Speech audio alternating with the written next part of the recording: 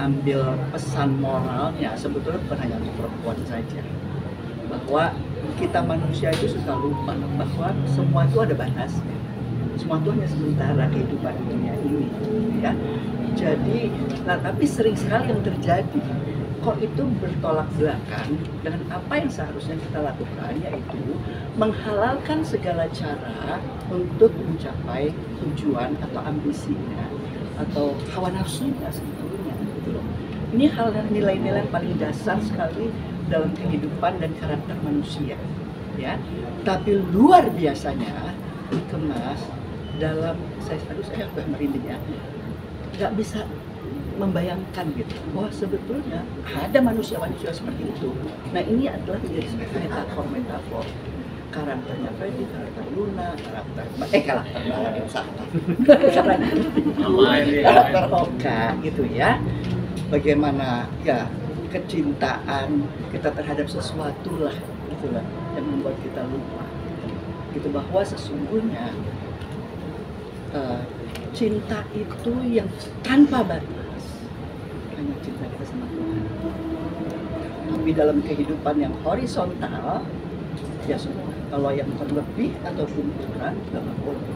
Intinya adalah bagaimana kita bisa mengontrol diri kita, karena setiap agama mengajarkan dan mengingatkan kepada kita, membimbing dan menuntut kita untuk bahwa musuh yang terbesar adalah dalam diri kita sendiri.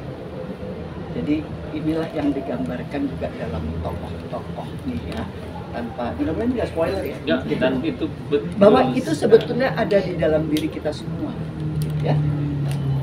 Bang Freddy gimana film horor pertama setelah Horor sih. Akhirnya.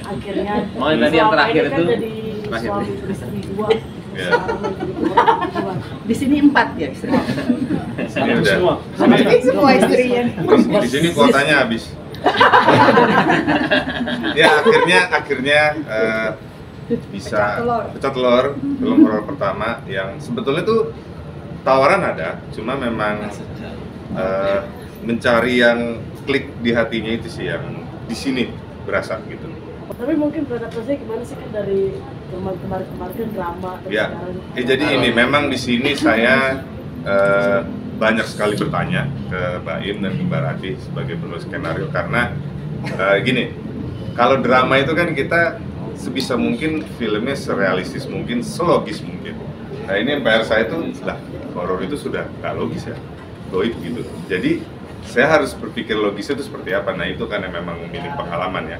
Nah itu memang cukup bawel lah nanya-nanya soal strukturnya, soal kapan boleh logis, kapan jangan logis, karena ini horor gitu kan. Nah, itu sih yang PR buat aku, dan dikasih peran yang tadi aku bilang skizofrenia itu juga PR besar, karena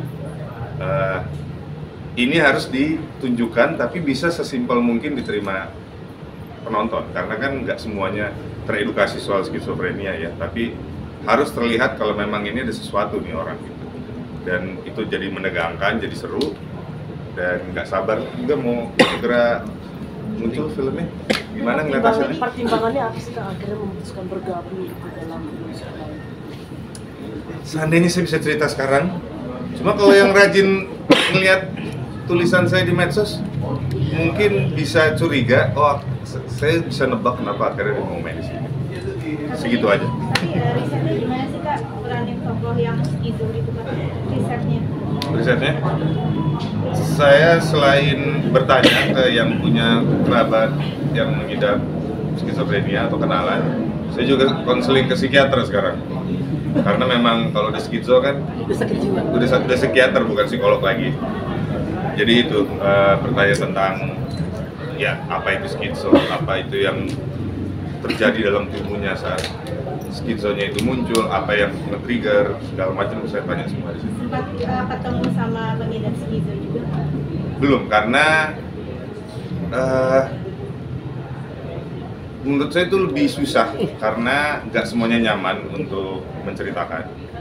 Sedangkan saya butuh, karena gini, kadang pengidap kalau ngejelasin itu tidak akan spesifik seperti dokter atau psikiater, karena kan ya mereka hanya bisa menjelaskan rasanya seperti A, rasanya seperti B, tapi saya butuh data yang lebih detail gitu, soal istilah-istilah medisnya, soal apa yang terjadi di otaknya kalau nggak minum obat atau sesudah minum obat. Saya perlu lebih detail lagi, makanya ke yang lebih profesional untuk konsultasinya. Halo, kembali memerankan film horor nih.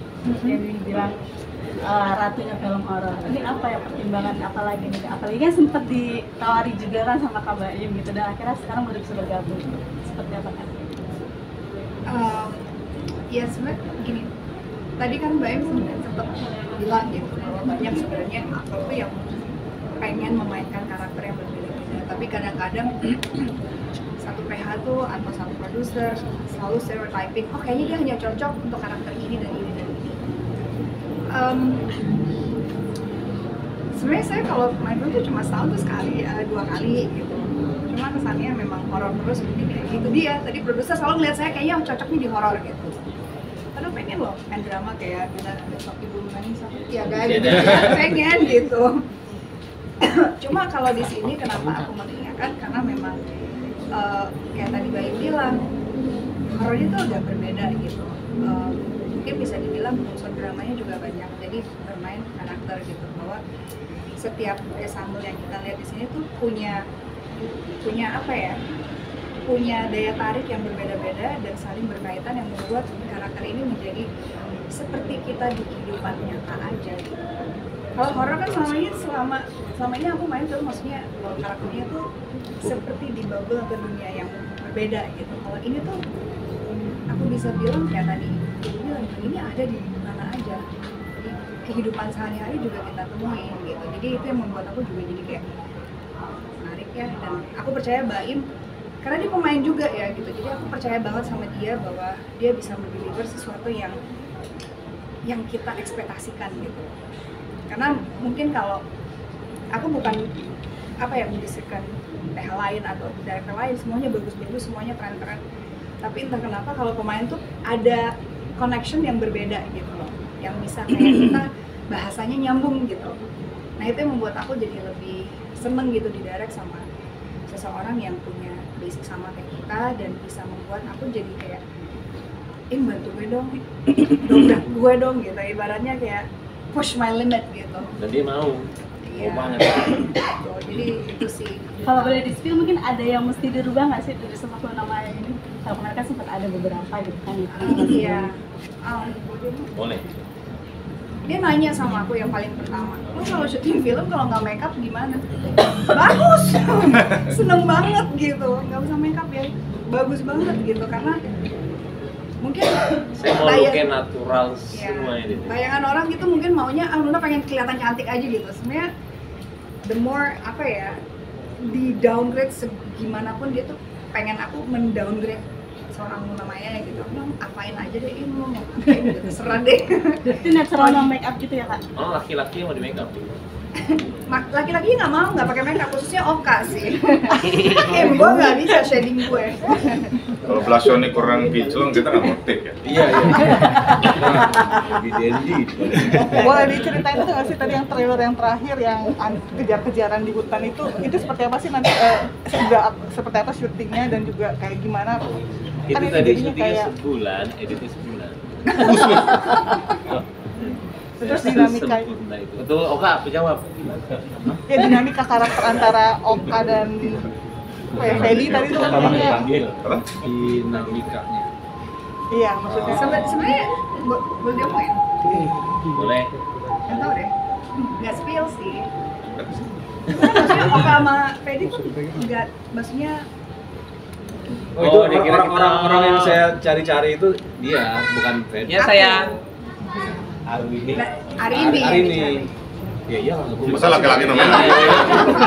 Ternyata Fedi yang hari ini. Saya yang hari ini kan. Sayang papa itu.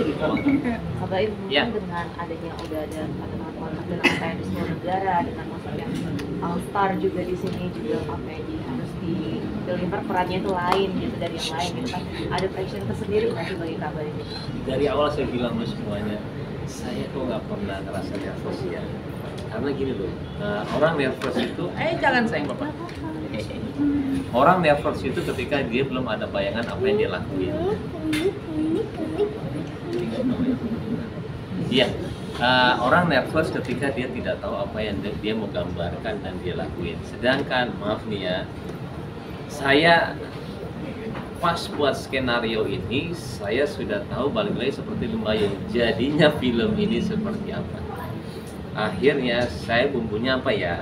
Bumbunya itu adalah pemain dan kru supaya menjadikan makanan ini jadi lezat sekali dinikmati banyak orang. Siapa ya orang-orangnya ya? Ada yang garam, ada yang jadi ini. Orang-orangnya ternyata orang-orang yang di atas ekspektasi saya. Dan ketika saya syuting merinding lagi. Kenapa?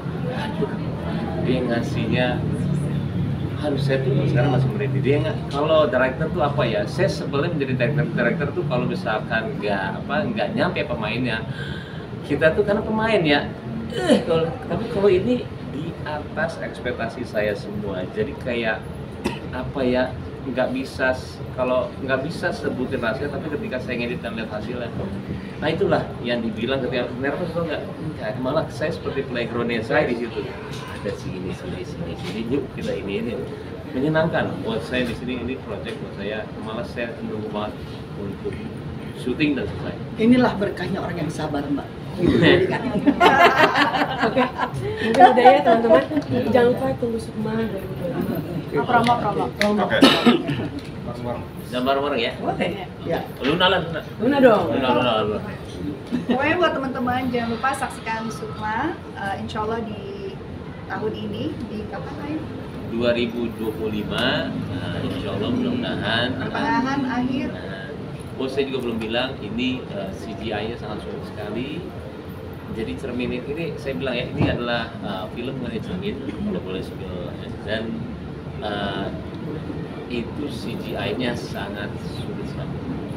Itu adalah musuh CGI, musuhnya dia bilang. Tapi saya memberanikan diri di sini untuk mengambil film ini yang katanya semua orang baik berpikir berani banget. Balik lagi, kalau kita tidak melakukan sesuatu hal beda, ngapain lagi? Kita cuma mau melakukan sesuatu hal yang lebih bagus.